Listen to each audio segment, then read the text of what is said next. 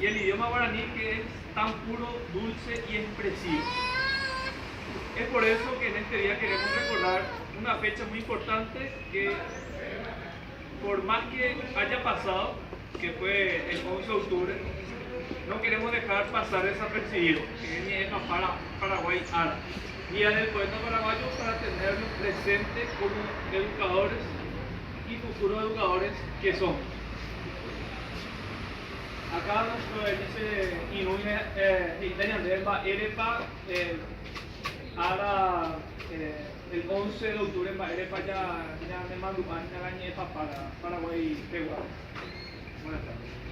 El día 11 de octubre del año 1867, en plena guerra contra la Triple Alianza, 1865-1870, a los 28 años de edad falleció natalicio de María Talavera, Alarcón, considerándose el primer poeta paraguayo y en su